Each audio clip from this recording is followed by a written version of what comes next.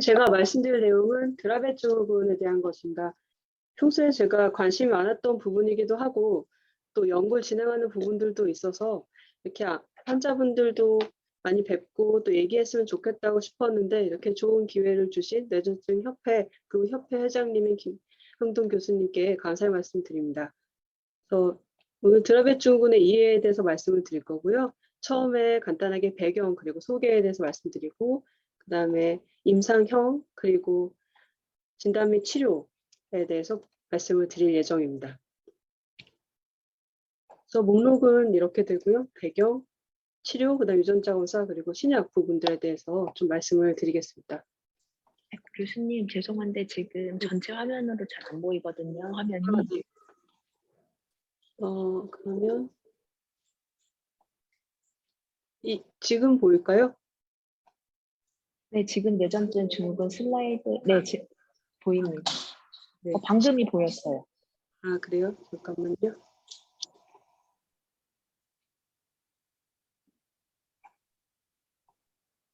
지금 보일까요? 네, 지금 보여요. 네. 소리는 괜찮은가요? 네, 잘 들립니다, 교수님. 네, 제가 오늘 말씀드릴 내용은 드라벳 증후군이고 이 부분에 대해서 이제 말씀을 드리겠습니다. 그래서 아마 다 아시겠지만 한 번 더 말씀을 드리면 뇌전증은 사실은 단일 환자군이 아닙니다. 그래서 경련이 2번 이상 발생한 모든 환자들을 사실 저희가 다 뇌전증이라고 합니다. 그래서 이 중에서 일부 환자들은 굉장히 경련을 많이 하고 일부 환자들은 나이도 되게 많고 일부 환자들은 나이가 되게 어리고 경련도 적게 하기도 하고 많게 하기도 하고 다른 종류의 경련을 보이게 됩니다. 사실 뇌전증을 하나의 단일한 그런 환자군으로 보고 치료하기는 굉장히 어려운데요. 저희가 이 환자들 중에서 일부 환자들은 경련 종류를 공유하고 경련 치료를 공유하고 유전자 검사 소견 등을 공유하는 환자군이 따로 있습니다. 이런 환자들을 저희가 뇌전증 증후군이라고 하고 이 중에 하나가 이제 드라벳 증후군이 되겠습니다. 그래서 드라벳 증후군으로 진단을 받았다 하면 이렇게 경련 모습이나 아니면 약에 대한 반응, 유전자 검사 소견 등이 비슷하다고 생각을 하시면 되겠습니다. 그래서 처음에 드라벳 증후군을 이제 알게 된 것은 사실 이 닥터 드라벳, 샬롯 드라벳 선생님 덕분이고요. 사실은 이 선생님이 이제 레녹스 가스토의 가스토 선생님 밑에서 박사 논문을 준비하고 있었던 소아신경과 의사였습니다.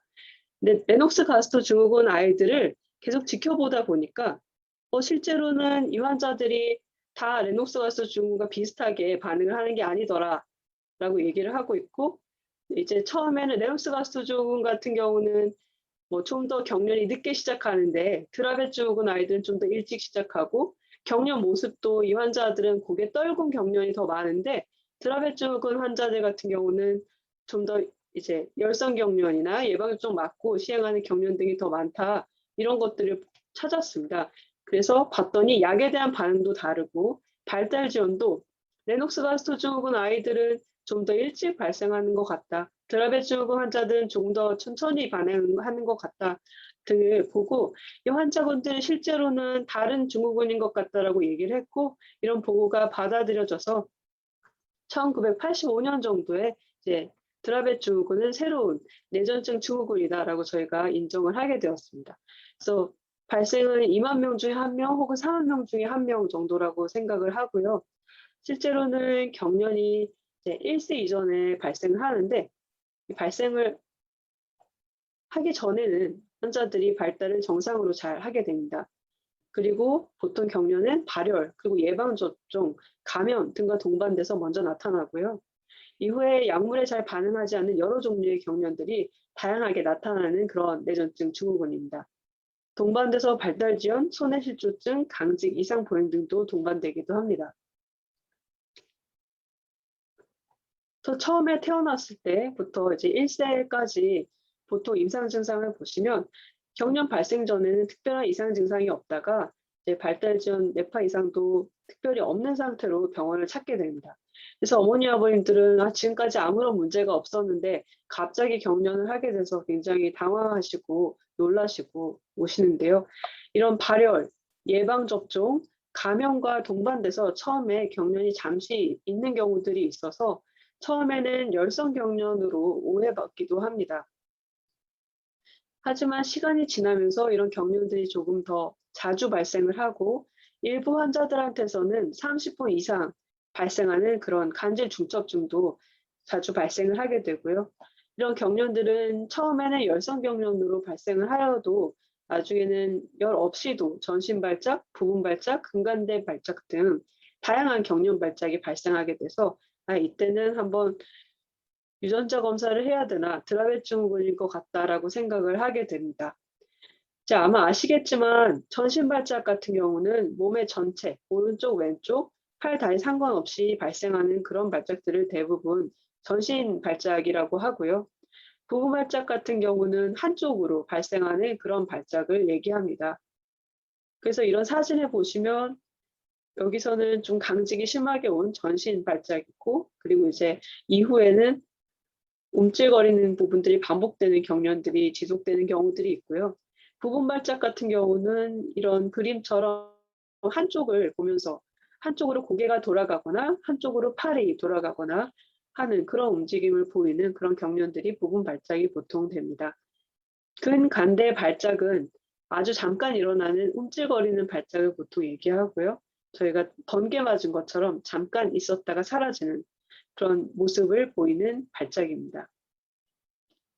이때는 아까 말씀드린 것처럼 뇌파에서 크게 이상 소견이 없이 약간 잔잔한 바다 같은 그런 모습을 보이게 됩니다. 이제 1세부터 5세까지는 조금 더 경련이 심해지고요. 이때는 뇌파 이상이 2세 정도부터는 보이기 시작하고 발달 지연이 조금 더 보이기 시작합니다. 간질 중첩증, 아까 말씀드렸던 이제 10분, 20분, 30분 이렇게 길어지는 경련들은 조금 더 줄어드는 반면 경련의 횟수가 굉장히 많아지는 경우들이 있고요. 이때 아까 말씀드렸던 전신 발작, 부분 발작이 있을 수 있고 단측 발작, 한쪽으로 오른쪽으로만 심하게 한다든지 왼쪽으로만 심하게 하는 그런 반측 발작들도 같이 보이는 경우들이 있습니다. 이외에는 멍하게 보이는 비전형성 결심 발작, 그리고 무긴장 발작, 그리고 근간대 발작 등 이런 다양한 종류의 발작들이 같이 나타나게 됩니다. 사실은 이 1세부터 5세까지 경련 발작이 굉장히 많이 일어나는 경우들이 많고 이때가 조금 심하게 자주 병원에 오게 되는 경우들이 있습니다. 이후에 5세가 지나면 이제 아까 말씀드렸던 다양한 종류의 경련들이 여러 가지로 나타나고 이제 이때는 거의 대부분의 환자들이 옆에서 보이는 것 같은 이런 뇌파 이상을 동반하게 됩니다. 그래서 보시면 이렇게 움찔거리면서 이렇게 서파가 보이는 극서파 모양의 경련파들이 뇌파에서 자주 확인이 되고요. 발달 지연도 이때는 조금 더 자주 보이게 되고 보통은 이때 약물 등을 많이 시도를 했는데도 경련이 지속되는 경우들이 많아서 저희가 난치성 뇌전증을 보는 경우들이 많이 있습니다.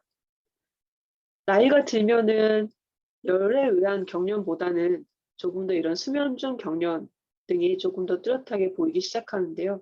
낮에 이제 열 나거나 아니면 빗자극에 의해서 보이는 그런 경련들은 조금 덜 보이고 오히려 자다가 갑자기 뻣뻣해지면서 떠는 눈이 갑자기 뜨고 눈이 올라가고 이런 모습들의 경련들을 조금 더 자주 보이게 됩니다.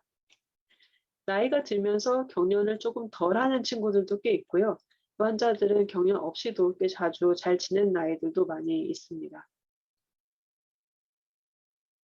이게 이제 조금 아마 약자들이 많아서 아마 실제로 보시긴 조금 어려우실 것 같은데 보통 저희가 이제 어른이 될 때까지 세 군데, 세 단계 정도로 이제 뇌전증 나눌 수가 있고요. 처음에 돌 때까지는 이제 열이 많이 나면서 아까 말씀드렸던 열성 경련, 예방접종에 의한 경련들이 조금 심하게 나타나고 조금 긴 경련들이 많이 나타나는 시기입니다. 그래서 이때는 30분 이내에 경련을 조절해 주는 것이 중요하고요.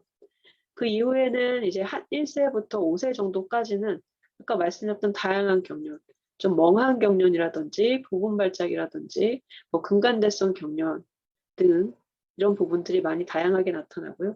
GMS 같은 경우는 이제 아까 말씀드렸던 운동성 뻣뻣해지는 그런 경련들인데 이런 부분들이 나이가 들면서 조금 더 많아지고 밤에 하는 뻣뻣한 경련들이 조금 더 많아지게 됩니다.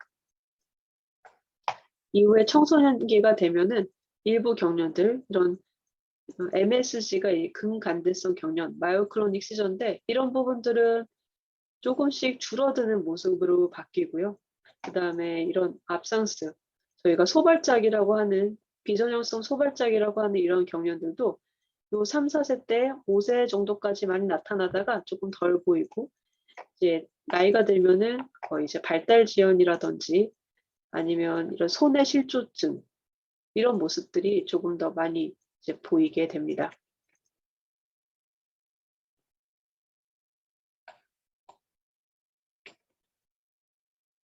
경련 이외에도 사실은 드라베 증후군 아이들은 다양한 증상들을 보인다고 알려져 있는데요. 보통 1세 이전까지는 발달을 정상으로 하는데 이후에 다양한 정도의 학습 장애라든지 발달 장애를 보이게 됩니다. 그래서 실제로 이 발달 장애 정도는 굉장히 환자들마다 다양하고 다를 수 있습니다. 행동 장애를 사실은 꽤 많이 보이는데요. 이 부분들을 사실 부모님들은 더 많이 힘들어하시는 것 같습니다. 그래서 ADHD라든지 자폐 모습, 그리고 공격성, 충동성, 흥분하는 모습들을 보이게 되고요. 사실 이제 환자들 보면 보통은 갑자기 그렇게 하면 안 되는데 뭐 횡단보도에서라든지 아니면은 이렇게 자동차 같은 데서도 갑자기 나가고 싶어 하고 갑자기 흥분하기도 하고 그다음에 갑자기 예상하지 못한 행동을 보이는 경우들이 있고요. 좀 산만해서 많이 왔다 갔다 하기도 하고 좀 이런 집중하거나 이런 부분에 좀 떨어져 있는 경우들도 많이 있습니다. 사춘기가 되기 시작하면 이 친구들이 걸음 모양이 약간 구부정한 모습으로 바뀌는데요. 보통 저희가 크라우치 게이트, 웅크린 걸음이라고 생각하는 그런 걸음 모습을 보입니다. 그래서 그림을 보시면 엉덩이 쪽이 좀 굽어지고 그다음에 무릎 쪽이 좀 굽어지고 그다음에 발 쪽이 굽어지는 이런 약간 구부정한 모습으로 걷게 되고요. 사실 이 부분을 저희가 뭔가 약이나 이런 걸로 치료하기는 어려운데 실제로 어떤 이런 아치나 이런 부분들이 부서지거나 할 수 있기 때문에 정형외과나 재활의학과에서 모니터를 하면서 어떤 시점에 그런 뭐 이제 보조기구 같은 것이 필요하면 받아야 되는 경우들이 있습니다. 실제로 워커나 휠체어 같은 부분들이 필요한 아이들이 있고요. 70%의 환자가 이제 수면 장애를 보인다고 저희가 생각을 하는데요. 어떤 아이들은 이제 잠잘 때 호흡이 불규칙합니다. 그래서 숨을 좀 덜 쉬기도 하고 이제 나중에 조금 더 나이가 들면은 잠들기 되게 어려워하고 잠을 자고 나서도 자주 깨고 수면이 뭐 항상 안 좋았어요 이런 친구들이 꽤 됩니다. 그리고 수면 각성 장애들도 꽤 많아서 특히 어린 시절에는 자다가 또 깼다가 또 자다가 깼다가 하는 부분들을 반복하는데요. 이 수면과 경련은 굉장히 밀접해서 수면이 충분히 잘 이루어지면 이제 경련을 덜하고 경련을 하기 전에는 또 이 친구들이 수면이 많이 불규칙해지는 경우들이 있습니다. 그래서 이 부분들도 사실은 많이 힘들어하거나 불편해하면 조금 저희가 같이 상담도 하고 가끔은 약을 쓰기도 합니다. 이 부분은 사실 제가 좀 이제 말씀을 드려야 되나 조금 고민이 되는데 일부 환자들은 가끔 뇌전증 돌연사라고 해서 갑자기 사망을 하는 경우들이 있습니다. 그래서 저희가 이제 미리 말씀을 드리고요. 모든 뇌전증 환자한테서 있을 수가 있다고 생각을 하는데 드라베 증후군 아이들은 사실 조금 더 이런 확률이 조금 더 높습니다. 그래서 보통은 밤에 잠을 자다가 갑자기 전신성 경련을 하고 이후에 사망을 할 수 있다고 생각을 하고 있고요. 보시면 이제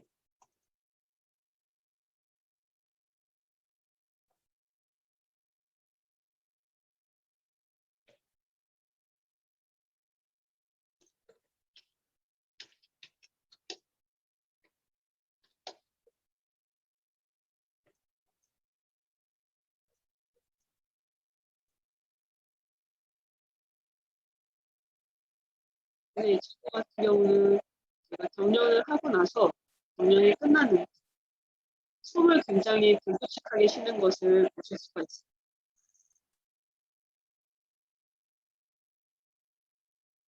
그래서 저희가 생각할 때는 이렇게 아이들이 경련을 하고 나서 숨이나 심장 박동 등이 굉장히 많이 변한다고 생각을 하고 있고요. 이 옆에 그래프를 보시면 이 옆이 심장 박동 횟수입니다. 그래서 심장 박동 횟수가 경련 직후에는 이렇게 원래 100회에서 120회 정도 돼야 되는데 잘 안 뛰고 있다가 또 갑자기 올라갔다가 또 떨어지고, 숨도 원래 24회 정도, 뭐 30회 정도는 쉬어야 되는데 갑자기 쉬었다가 떨어지고 쉬었다가 떨어지고 이렇게 불규칙하게 숨을 쉬거나 심장 박동이 바뀌는 경우들이 꽤 있습니다. 그래서 저희가 밤에 하는 경련은 조금 조심하는 것이 필요하고요. 저는 보통은 수면 중에는 저희가 경련을 주의하는 것이 필요하고, 부드러운 이불이나 베개 같은 경우는 만약에 경련을 하면 입을 막을 수가 있기 때문에 조금 더 피하라고 말씀을 드립니다. 보통은 가볍게 그래도 문을 열어놓고 취침하는 게 조금 더 좋을 것 같고요. 항경련제를 규칙적으로 먹어서 우선은 밤에 하는 경련을 대발작을 안 하는 게 제일 중요하기 때문에 항경련제를 규칙적으로 복용하고, 경련 후에는 한 20분 정도는 이렇게 숨이나 아니면 심장 박동이 불규칙할 수 있기 때문에 옆에서 관찰하거나 모니터링을 해주는 게 필요합니다.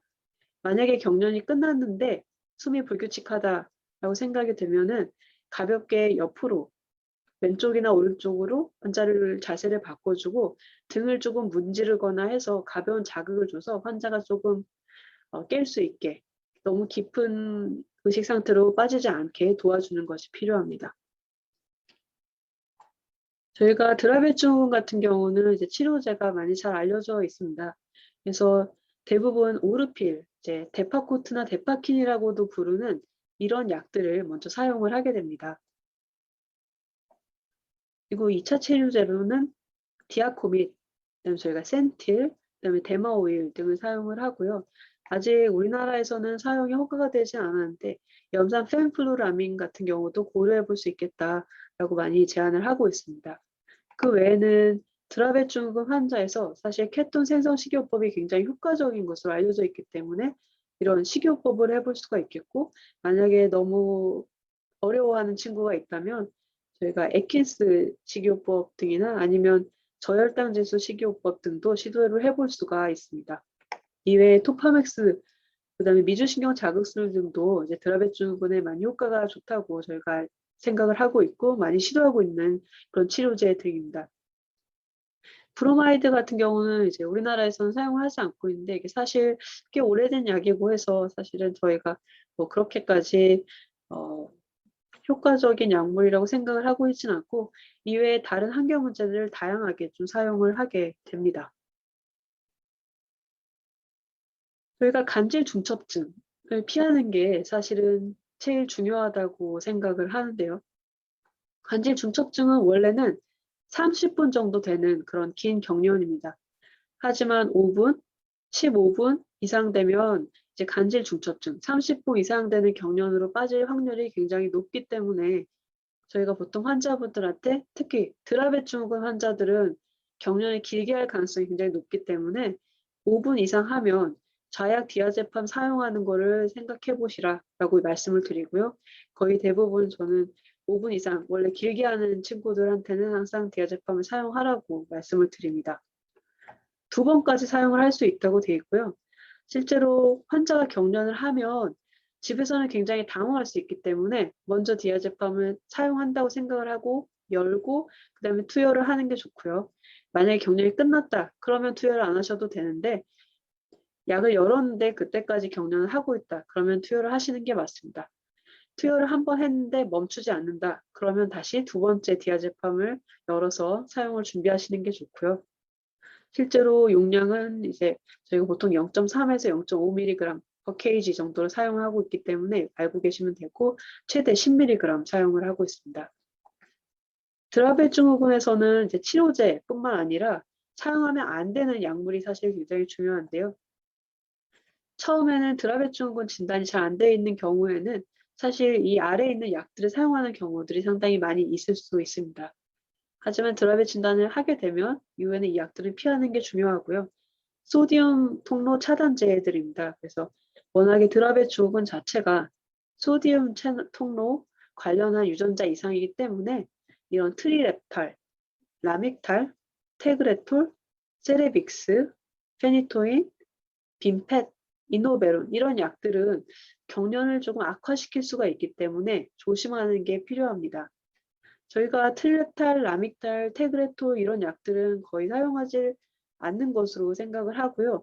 뒤쪽 약들은 사실 비슷한 소디움 통로 차단제인데 저희가 완전히 지금 그렇게까지 잘 알고 있지는 않고 아주 오랫동안 이 약들을 써왔던 환자들은 또 갑자기 중단을 하면 그때는 경련을 가끔 더 하는 경우들도 있어서 사실은 만약에 성인이 돼서 드라베 증후군 진단을 받았다고 하면 이런 약들을 사용하고 있었다면 어떻게 할 것인지 결정하는 것은 의료진과 굉장히 조심스러운 대화가 필요합니다. 저희가 사실 환경만 조심해도 경련들이 많이 조절이 된다고 생각을 합니다. 그래서 드라벳 증후군 환자들은 약한 자극에도 경련이 굉장히 쉽게 유발되는 것이 특징이고 이런 부분들에 대한 주의가 필요합니다. 보통 발열, 따뜻하거나 뜨거운 목욕, 더운 날씨 등이 굉장히 중요한데요. 아주 더운 여름에 밖에 나갔다. 이런 경우에는 사실 경련할 가능성이 굉장히 높습니다. 광자극에도 굉장히 예민하게 반응을 해요. 그래서 일부 환자들은 뭐 체크무늬 아니면 줄무늬 그런 뭐 난방이라든지 아니면 어떤 패턴만 봐도 경련이 유발되는 경우들이 있고요. 특히 어린 경우에는 이제 감염, 뭐 감기, 뭐 장염 이런 부분들에 대해서 경련이 유발되는 경우들도 사실 꽤 많이 있습니다. 예방 접종도 사실은 이제 경련을 유발하는 걸로 돼 있고요. 이 부분은 사실은 저희가 이제 논문에서는 연구에서는 예방 접종을 해서 실질적으로 환자가 뭐 더 뭐 5년 후, 뭐 10년 후 이렇게 한참 시간이 지나고 나서 더 심하게 나빴던 건 아니기 때문에 예방 접종을 해도 경련이 좀 심하게 있어도 우선은 예방 접종을 해도 되지 않을까라고 얘기를 하는 논문들이 있고요. 이 부분들은 이제 의사 선생님들이랑 같이 얘기를 해서 환자 컨디션이 좀 좋을 때 조금 해열제도 쓰면서 꼭 필요한 부분들만 이제 맞는 쪽으로 보통 저희가 진행을 하고 있습니다. 가끔 가다가는 이제 어린 아이들 같은 경우는 밖에 많이 나가지는 않기 때문에 가족들만 모두 예방접종을 하고 환자는 예방접종을 좀 피하는 경우들도 있고요. 저희가 아까 이제 드라벳 증후군은 경련 모양 등을 보고 임상으로 진단을 한다고 말씀을 드렸는데요. 사실은 유전자 검사도 굉장히 중요합니다. 이 이유는 85에서 90% 환자한테서는 이 SCM1A, 저희가 소디움 통로 관련된 유전자라고 생각하는 이 부분의 이상이 확인되기 때문입니다.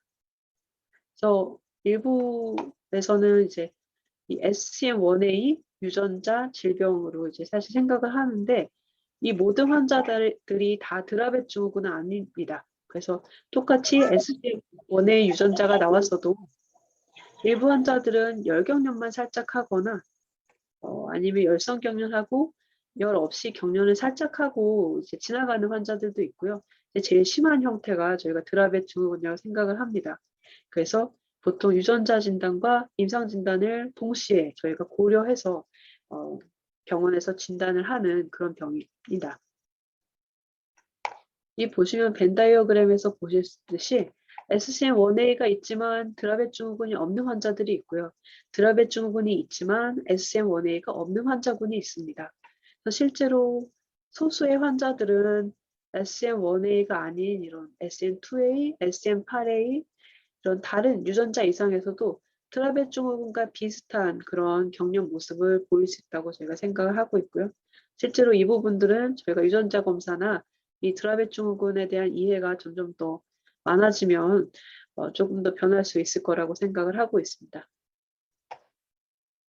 유전 진단, 유전자 검사는 사실 유전 상담을 위해서도 굉장히 중요한데요. 대부분의 환자들은 엄마 아빠한테서 물려받지 않고 그 환자한테서만 유전자 이상이 나오는 그런 돌연변이 유전자를 가지고 있습니다. 90% 정도라고 생각을 하시면 되고요.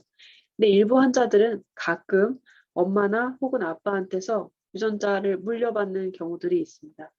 그래서 저희가 보통은 드라베 증후군 같은 경우는 사실 어머니 아버님이 동생을 생각하시거나 다른 더 이제 두 번째 임신을 생각하시거나 하는 경우에는 꼭 유전자 진단을 받는 것이 중요합니다. 어머니 아버님도 특히 같이 판단되는 게 중요하고요. 일부 환자들은 어머니 아버지한테서 잘 안 나오는데 모자이시즘이 있는 경우들이 있는데 이 부분들은 그냥 모자이크 변이, 굉장히 적은 수의 세포에만 이 돌연변이 유전자가 숨어 있다는 뜻이기 때문에 유전자 검사에서 조금 잘 안 나오거나 아주 작게 나오는 경우들이 있습니다. 그래서 보시면 이 환자 같은 경우는 이제 까만색이 드라베 유전자 환자인데, 만약에 이 환자 같은 경우는 어머니한테서 물려받았다고 하면 어머니가 가지고 있고, 실제로 모든 아이들이 드라베 증후군을 발현하는 게 아니고 이 환자는 유전자를 가져갔지만 약하게만 지금 발현을 하고 있는 경우들이 있습니다. 그래서 전체 이런 가족을 알아야지 저희가 전체적으로 이 유전자가 어떤 식으로 발현되고 있는지 알 수 있고요. 대부분은 그런데 이런 가족력 없이 환자만 드라베 증후군이 환자 경우가 제일 많습니다. 아까 말씀드렸던 모자이시즘 같은 경우는 옆에 그림을 보시면 조금 더 확실히 알 수 있으신데요. 보시면 저희가 보통 이렇게 난자와 정자가 이제 수정하고 배아가 생겨서 이렇게 가면 변이가 이제 50%에서만 생깁니다. 그래서 대부분은 이렇게 50%만 변이를 가지고 있는데요. 아주 작은 수의 그런 모자이시즘만 있는 경우에는 피에서 잘 나오지 않고 실제로 이렇게 발현하는 양상도 굉장히 작게 나타나는 경우들이 있습니다. 이런 경우는 유전자 검사에서 잘 안 나오는 경우들이 있을 수 있고요. 유전자 진단을 하는 또 중요한 이유 중에 하나는 앞으로 가능해질 수 있는 유전자 치료 덕분이기 때문입니다. 그래서 사실 지금 가능한 유전자 치료는 없는데요. 많은 사람들이 연구를 진행을 하고 있고 또 이런 부분들을 좋게 하려고 고민을 하고 있습니다. 특히 드라베 증후군 같은 경우는 유전자 하나, SCM1A 이상에 의한 경우가 대부분이기 때문에 이 부분만 치료를 하면 환자들이 아주 잘 살 수 있을 거라고 저희가 기대를 하고 있기 때문에 많은 사람들이 이런 쪽으로 연구를 진행하고 있습니다. 유전자 치료 같은 경우는 보통 유전자를 바꾼다 이런 뜻이죠.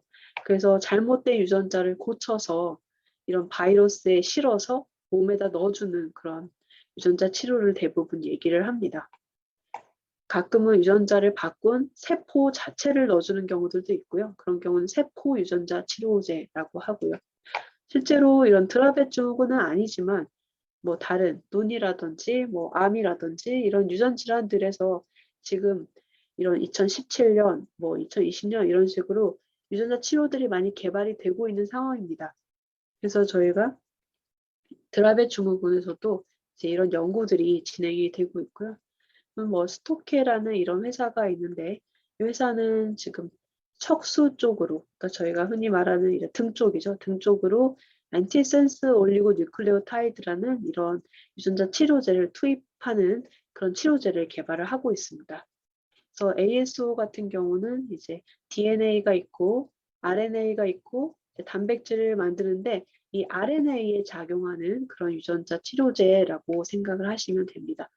그래서 미국 같은 경우에는 지금 임상 연구를 하고 이제 시작을 했고요. 이제 이론적으로 말씀을 드리면 이 부분은 이제 환자죠. 그래서 유전자 치료가 안 된 환자입니다. 그래서 DNA 유전자가 잘못 만들어진 부분이 있고 이 부분들 때문에 RNA가 잘못 만들어진 경우에는 단백질로 만들어지지가 않고 일부 RNA만 단백질로 이렇게 만들어지는데요. 이렇게 ASO, 요 빨간 부분 있죠? 요 부분들이 잘못된 부분에서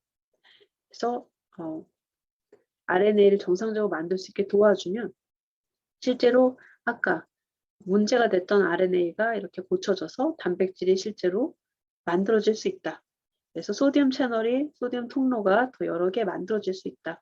그래서 더 좋지 않을까. 그래서 쥐에서는 좀 도움이 됐다. 경련 치료가 되었다라고 얘기를 하고 있고 실제로 이제 임상 연구도 시작을 한 걸로 알고 있습니다. 보시면 이제 쥐로 실험을 한 거고요. G에서 이제 척수 쪽으로 한 번만 이제 이 ASO 치료제를 투여를 했고, 그렇게 봤더니 이 아까 말씀드렸던 SCM1A, RNA가 점점점 용량을 많이 주면 많이 줄수록 늘어났고, 그러다 보니 이 소디움 채널, 소디움 통로, 단백질도 이렇게 약을 많이 주니까 단백질도 많이 늘어났다, 이렇게 얘기를 하고 있습니다. 그래서 아까 말씀드렸듯이 임상시험을 이제 진행하고 있고, 저희가 보통 임상시험 1, 2, 이제 안전성을 보고 또 이제 일부 환자한테서 효과를 보는 그런 임상시험을 시작을 했고요. 아직까지는 안전성 괜찮은지 환자한테 이런 부분들을 더 보고 있다고 생각하시면 되겠습니다. 만약에 이 치료제가 가능해지면 굉장히 좋은 점은 한 번 이제 투여를 하는 것으로 우선 현재까지는 생각을 하고 있고요. 네, 이제 이 부분은 유전자 치료 두 번째 다른 회사죠. 인코디드라는 회사인데, 보면 이제 유전자 SCM1A에 이상이 생겨서 이 부분은 이상이 없는 SCM1A 유전자, 그다음에 이 부분은 이상이 있는 SCM1A 유전자인데, 이 부분들이 이제 소디움, 아까 통로를 많이 만들어서 단백질을 많이 만들어서 이런 신경세포에서 잘 일을 할 수 있게 도와줘야 되는데, 이 SCM1A 유전자가 이상이 있어서 이 소디움 채널도 잘 만들어지지 않고 이 가바 신경세포도 잘 만들어지지 않는데, 실제로 이런 약물 EXT101이라는 이런 유전자 치료제가 이 DNA에 붙으면 이 부분에서 다시 아까 말씀드린 것처럼 소디움 통로 단백질을 많이 만들 수 있지 않을까 이렇게 생각을 하고 있고, 이 부분도 이제 다른 회사에서 지금 연구를 진행하려고 계획 중이라고 알고 있습니다.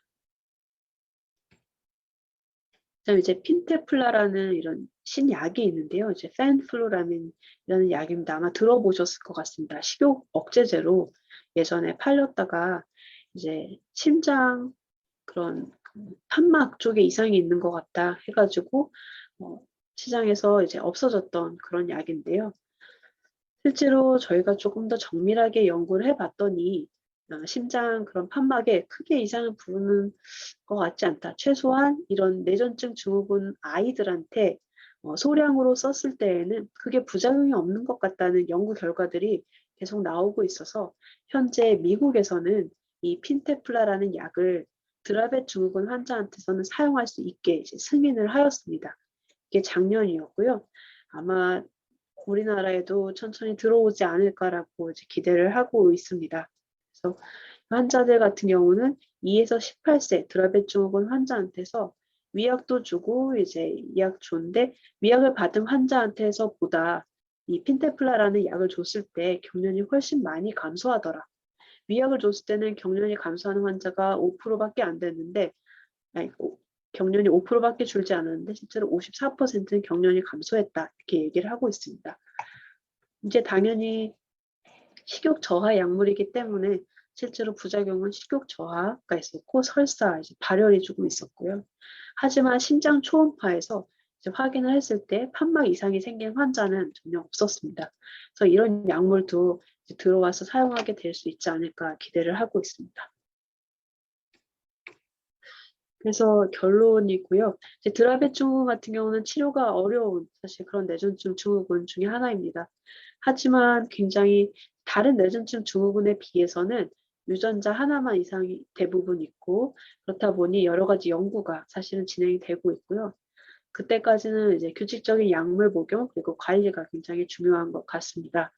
그래서 뭐 병원에 정기적으로 와서 그 실제로 이제 의료진과 같이 얘기하면서 환자가 조금이라도 잘 지낼 수 있게 도와주는 게 굉장히 중요한 그런 뇌전증 증후군이라고 생각을 하고요. 네.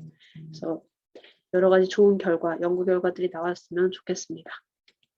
네, 경청해 주셔서 감사합니다. 이상입니다.